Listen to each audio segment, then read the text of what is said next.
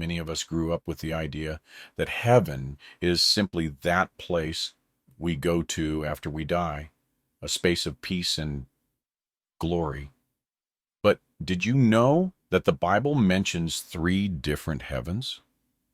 The most shocking thing is that each one has a different purpose and function. Knowing this information can completely change your perspective on heaven, life, and God's plan. So why doesn't anyone preach this to you? Why does this powerful truth remain hidden? Get comfortable, because here I will take you step by step through the three heavens mentioned in the Bible, revealing their secrets, their purposes, and what they mean for your spiritual life. And not only that, at the end, you will discover why this is not talked about in churches, and what crucial detail almost no one knows about the third heaven. The three heavens of the Bible. What they don't preach to you. The Bible doesn't talk about just one heaven. In reality, three heavens are mentioned, and each one has a unique purpose. But why is it important to understand them? The reason is profound. Understanding the three heavens helps us better understand God's plan for the world and for us. It allows us to glimpse the spiritual dimensions of life and how these relate to our ultimate destiny. Imagine you have a map. This is not just a piece of paper with lines and symbols on it. It is the key to getting to your destination. Likewise, understanding the heavens is like reading that map. Without this knowledge, we could miss essential truths that affect our spiritual life. For example, the Apostle Paul gives us a clue about one of these heavens in 2 Corinthians 12:2-4, when he speaks of being caught up to the third heaven. He describes a place where he heard inexpressible words that are not lawful for man to utter. This shows us that it is not just a physical heaven, but a spiritual dimension that transcends our human understanding. By understanding the heavens, we can begin to see how each of them impacts our life, our prayers, and our relationship with God. First heaven, the physical heaven. The first heaven is the most familiar one, the physical sky. It is what we see when we look up, where the clouds, sun, moon, and stars are. This sky is made up of the Earth's atmosphere and is tangible, something we can experience with our senses. It is the space where birds fly, storms form, and airplanes soar. In biblical terms, the first heaven is part of God's design. In Genesis chapter 1:8, we read, "And God called the expanse heaven, and the evening and the morning were the second day." This heaven is not our final home, but it plays an essential role in our survival. It is like the roof of a house. It protects and sustains life on earth. Every star, cloud, or breeze in this sky is part of God's perfect plan. However, while this sky is amazing, it is only an initial layer of heavenly design. To fully understand God's purpose, we must look beyond the visible.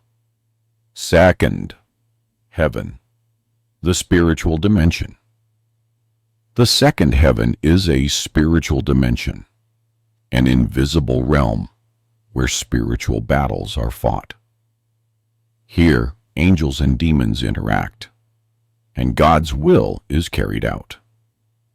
Although we cannot see this heaven with our physical eyes, its influence is real and powerful. In Ephesians chapter 6:12, Paul reminds us that our struggle is not against flesh and blood, but against principalities, against powers, against the rulers of the darkness of this age, against spiritual wickedness in the heavenly places. This verse reveals that our daily struggles have a spiritual component operating in the second heaven. Imagine that you are playing a video game. While you interact on the visible level, behind everything there is a hidden system that determines what happens. This is how the second heaven works. Even if we do not see it, it influences our daily lives, our decisions, and our trials. It is a battlefield where the spiritual destiny of people and the world is decided. Third heaven, the presence of God.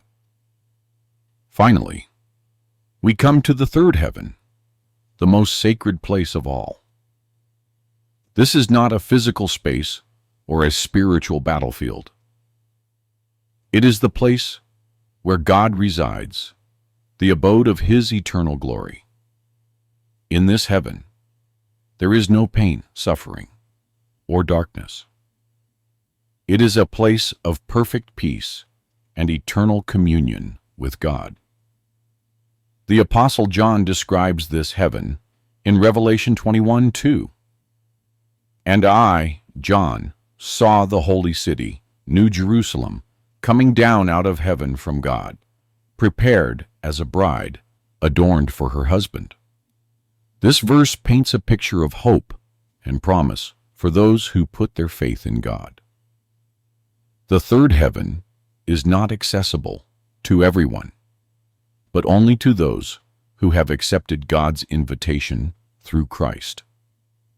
It is the ultimate destination where every human longing finds satisfaction and every wound is healed.